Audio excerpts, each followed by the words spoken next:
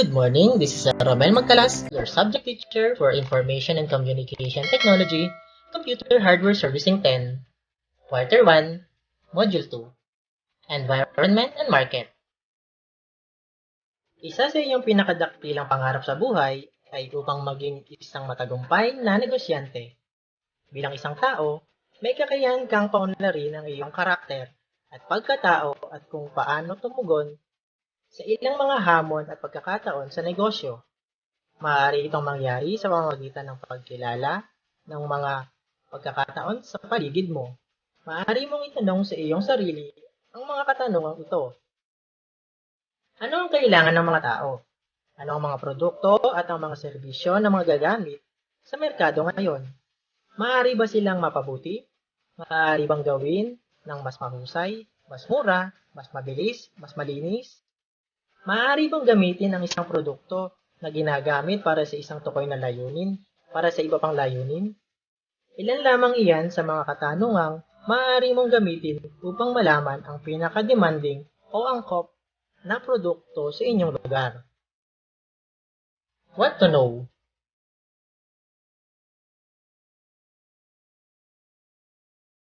Lesson 1, Product Development. The term development in this module refers collectively to the entire process of identifying a market opportunity, creating a product to appeal to the identified market, and testing, modifying, and refining the product until it becomes ready for production. Ang term na development sa module na ito ay kolektibong tumutukoy sa buong proseso ng pagkilala ng isang pagkakataon sa merkado, paglikha ng isang produkto upang mag-apela sa kilalang merkado, at pagsubok, pagbabago, at pagpino ng produkto hanggang sa maging handa na ito para sa paggawa. There are basic yet vital questions that you can ask yourself about product development. When you find acceptable answer to them, you may now say that you are ready to develop a product and or render services. These questions include the following. For whom are the products or service aimed at? Para kanino naglalayon ang produkto o serbisyo? What benefit will the customers expect from product or service? Anong benepisyo ang aasahan ng mga customer mula sa produkto o serbisyo? At panghuli, how will the product or service differ from the existing brand from its competitor? Paano magkakaiba ang produkto o serbisyo sa existing brand?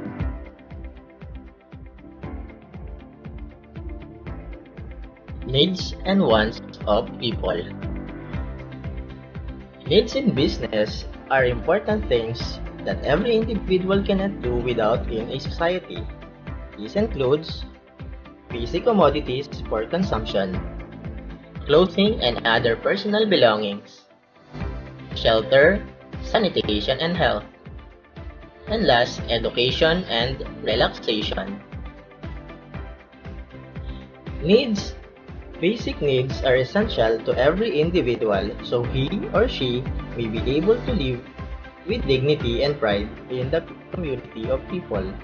These needs can obviously help you generate business ideas. Mahalaga ang mga pangunahing pangangailangan sa bawat individual upang maaari niyang magawang mamuhay ng may dignidad at pagmamalaki sa pamayanan ng mga tao. Ang mga pangangailangan ay maaaring malinaw na makatutulong sa iyo na makabuo ng mga ideya sa pagnenegosyo. Wants. Wants are desired luxury and extravagance that signifies wealth and an expensive way of living. Wants or desire are considered above all the basic necessities of life. Some examples are the eagerness or the passion of every individual, which are non-basic needs like fashion accessories, shoes, clothes, traveling around the world, eating in an expensive restaurant, watching movies, concerts, plays, having luxurious cars, wearing expensive jewelry, perfume, living in expensive homes, and others. Wants naman ay ang mga naisin, luho at labis na pamumuhay. Ang mga hangarin o kagustuhan ay sinasaalang-alang kumpara sa mga pangunahing pangangailangan sa buhay. Ang ilan sa mga halimbawa ay ang pagkasabik o pagkahilig ng bawat individual sa mga hindi pangunahing pangangailangan, tulad ng mga sapatos, damit, naglalakbay sa buong mundo, kumakain sa isang eksklusibong restaurant, nanonood ng mga pelikula, konsyerto, dula, pagkakaroon ng mga marangyang kotse, suot ang mga mamahaling alahas, pabango, nakatira sa kahanga-hangang mga bahay at iba pa. Activity 1.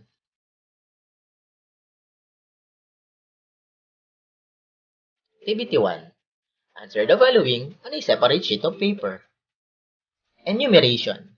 Give at least 5 examples of needs of people. Give at least 5 examples of wants of people. Ang activity na ito ay makatutulong upang maging basehan mo kung anong negosyo ang maaari mong itayo. Dahil nga, ang pangangailangan at kagustuhan ng tao ang pangunahing tagapaghiwatig ng uri ng negosyong pasukin. Bukod dito, maaari din gamitin ang mga sumusunod. Ang mga gawain at mga uri ng tao sa inyong lugar. Kanilang mga pangangailangan, kagustuhan, pamumuhay, kultura at tradisyon, at oryentasyong panlipunan na mayroon sila. What's more?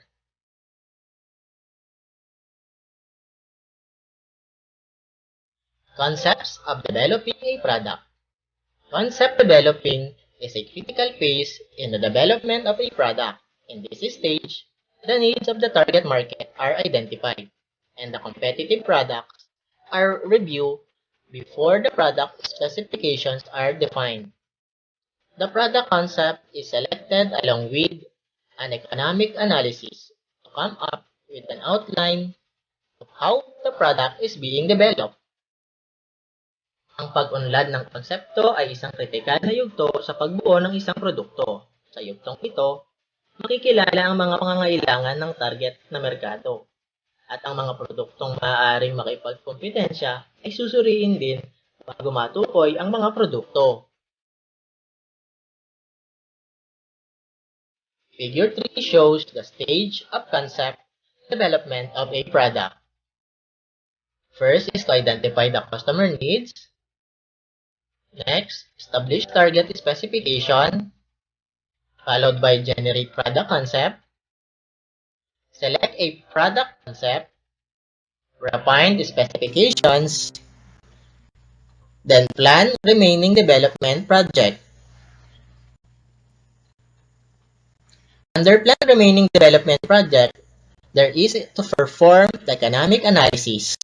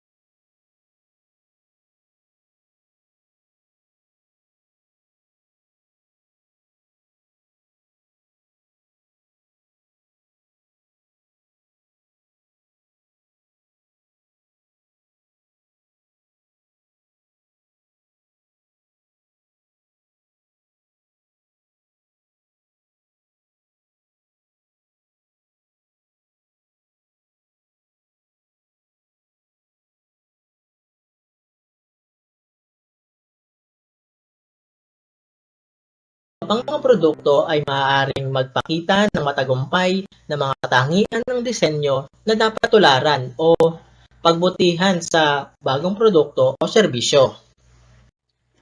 Generate product concepts. After having gone through with the previous processes, you may now develop a number of product concepts to illustrate the types of products or services that are technically feasible and will best meet the requirements of the target specifications. Matapos ang mga proseso, maaari ka nang ngayon makabuo ng isang konsepto ng produkto na maaaring posibleng gamitin sa iyong itatayong negosyo, patay na rin sa mga nakalap mong impormasyon. Select a product concept. Through the process of evaluation between attributes, a final concept is selected. After the final selection, additional market research can be applied to obtain feedback from certain key customers. Sa pamamagitan ng proseso ng pagsusuri, sa paggamit ng mga katangian, isang panghuling konsepto ang mapipili. Matapos ang pangwakas na pagpili, maaaring mailapat ang karagdagang pananaliksik sa merkado upang makakuha pa ng puna mula sa ilang mga pangunahing customer. Number 6, refine product specification. In this stage, product or services specifications are refined on the basis of input from the foregoing activities. Final specifications are the result of extensive study. Expected service life, projected selling price, among others, are being considered in this stage. Ang pangwakas na pagtutukoy ay ang resulta ng malawakang pag-aaral. Inaasahan na buhay ng serbisyo, inaasahang presyo ng pagbebenta, at marami pang iba. Number 7, perform economic analysis. Throughout the process of product development, it is very important to always review and estimate the economic implication regarding development expenses, manufacturing costs, and selling price of the product or services to be offered or provided. Sa buong proseso ng pag-unlad ng produkto, napakahalaga ng laging suriin at tansyahin ang mga implikasyon ng ekonomiya, hinggil sa mga gastos sa pag-unlad, gastos sa pagmamanufaktura, at presyo ng pagbebenta ng produkto o serbisyo na inaalok o maibigay. Last, plan the remaining development project. In this final stage of concept development, you can prepare a detailed development plan which includes a list of activities, necessary resources and expenses, and development schedule with milestone for tracking progress. Maaari kang maghanda ng isang detalyadong plano sa pag-unlad na kasama ang listahan ng mga aktibidad, kinakailangang mapagkukunan ng gastos, at schedule ng pag-unlad na may mga milestone para sa pagsubaybay sa pag-unlad ng ating negosyo. Finding value. The value you incorporate in your product is called value proposition. Value proposition is a believable collection of the most persuasive reasons why people should notice you and take the action you're asking for. It is what gets people moving. What makes people spend for your product or service? Bumibili ang mga tao ng may dahilan. Dapat mayroong isang bagay sa iyong produkto o serbisyo na magbibigay sa mga mamimili ng isang magandang dahilan upang bumalik o bumili ng higit pa. Dapat mayroong isang bagay na gagawin kang pinakamahusay na pagpipilian para sa mga target na customer. Kung hindi man, wala silang dahilan upang piliin ang iyong ibinebenta. Pinapahiwatig pa nito na nag-aalok ka ng isang bagay sa iyong mga customer sa napahalagaan sila sa iyong produkto o serbisyo. Innovation. Innovation is the introduction of something new in your product or service. This may be a new idea, a new method, or a new device. If you want to increase your sales and profit, you must innovate.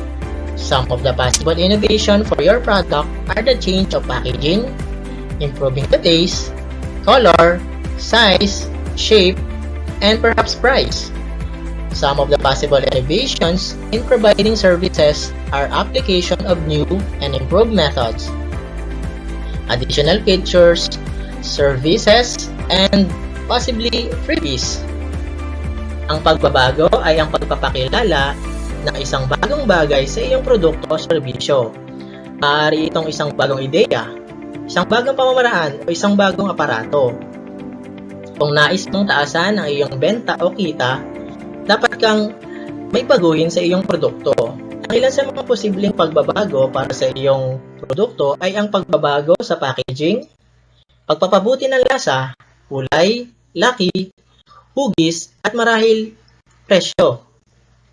Ang ilan sa mga posibleng pagbabago sa pagbibigay ng mga serbisyo ay ang aplikasyon ng mga bago at pinahusay na pamaraan at karagdagang tampok sa serbisyo at posibleng mga freebies.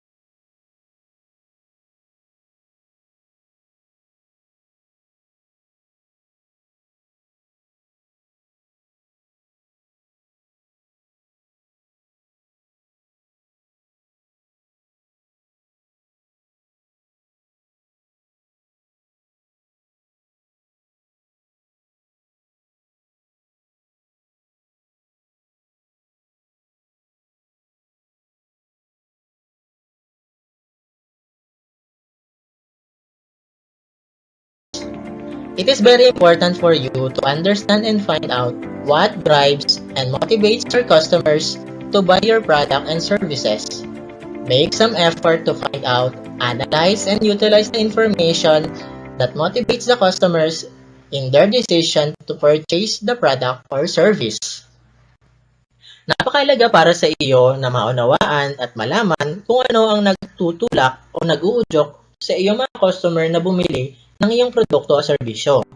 Gumawa ng ilang pagsisikap upang malaman, pag-aralan, at gamitin ang impormasyon na nag-uudyok sa mga customer sa kanilang desisyon na bumili sa iyong produkto o serbisyo. Last, number 3, discover customers' genuine reasons for buying the product. Information is very important in decision making. A competitive entrepreneur always improve their products or services to provide satisfaction and, of course, retention of customers. As your business grows, you should always consider the process of asking your customers important information and questions that you can use to improve your product or service. Napakahalaga ng impormasyon sa paggawa ng desisyon. Ang isang mapagkompetensyang negosyante ay laging pinapabuti ang kanilang mga produkto o serbisyo upang magbigay ng kasiyahan at syempre, pagpapanatili ng mga customer. Habang lumalaki ang negosyo, dapat mong palaging isinasaalang-alang ang proseso ng pagtatanong sa iyong mga customer ng mahalagang impormasyon at mga katanungan na maaari mong magamit upang mapabuti ang iyong produkto o serbisyo. Thank you for listening. This has been Sir O. Kita-kits ulit tayo next week.